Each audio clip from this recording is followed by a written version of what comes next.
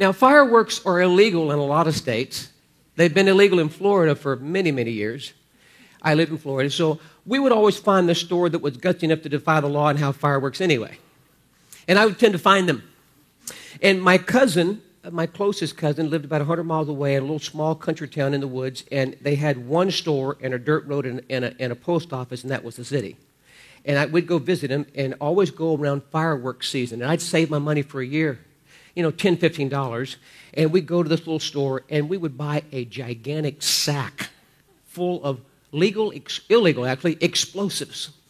I mean, 20 or 30 cherry bombs and a whole bag full of what those other large things, like a stick of dynamite, and bottle rockets and all this stuff. And my dad, he was authoritarian, but he trusted me. So we'd go walking in the woods with matches and fireworks by ourselves. We spent the night one night in the woods with fireworks.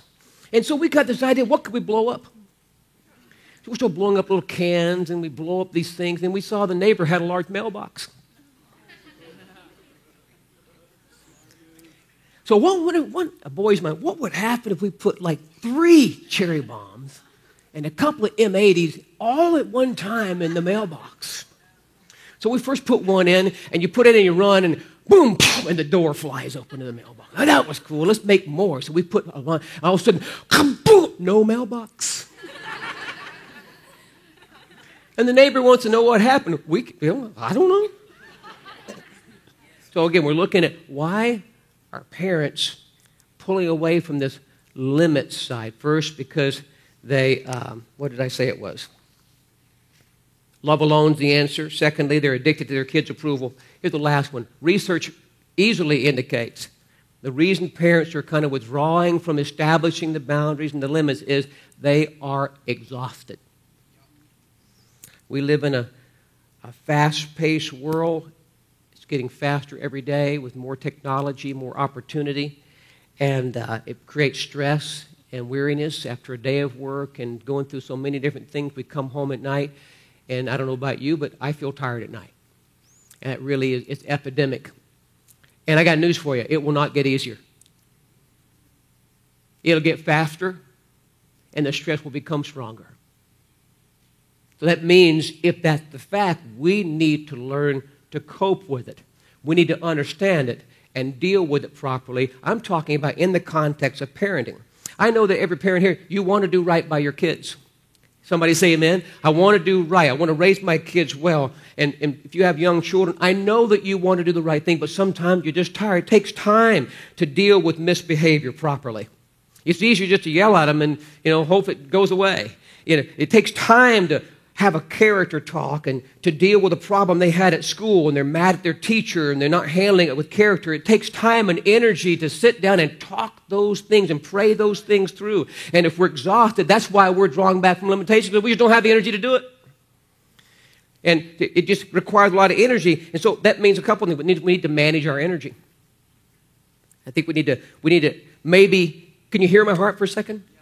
Maybe, if we're too tired, maybe we should consider, while our children are small, while they're home, maybe we should change our work opportunities. If there's a way to maybe work a shorter day here and there. Maybe when there's opportunity for advancement that requires more of your time, maybe we would say no to that temporarily for the sake of what is most important. That's not the money and advancement. The most important is our family, our children. So it requires some deliberate planning on our part. What's the most important decision to make so we can be there to not only establish the boundaries, but have the energy to enforce them in a way that's life-giving to our sons and to our daughters. Maybe beyond just that, maybe we need to pay attention to our personal disciplines. What I mean by that is, this is really practical. If you're out of energy, you come home at night, it's just easier if you had a hard day to order a pizza, jump on the couch with your kids, call it family time, and watch a couple movies. Been there, done that many times. Okay, it's just easier. And knowing that we probably should talk with them about an attitude issue you've noticed. knowing you really should invest some time and putting to bed praying for them and really working through some things, but just be honest, no condemnation, just too tired. So we just watch another movie. Maybe it's a little too intense for them, but we just watch it anyway.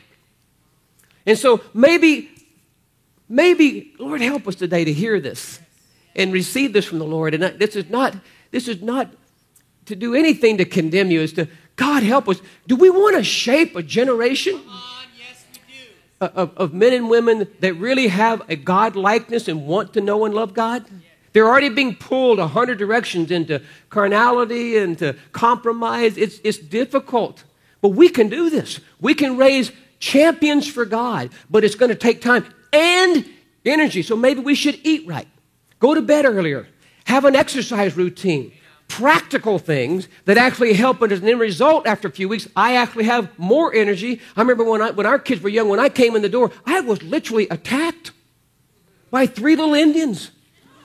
And Tammy made it that way. She set it up so when I came in the door, they'd all scream, "Dad's home!" And that was legal right to kill the guy. I mean, tackle me, we would wrestle, and they wanted to do everything. And there were times when, man, I didn't want to do that. No way. Leave me alone. Not really, but just don't have the energy. Now, if that happens once in a while, that's normal. But I'm talking about it becomes a lifestyle where maybe we need to be trend setters.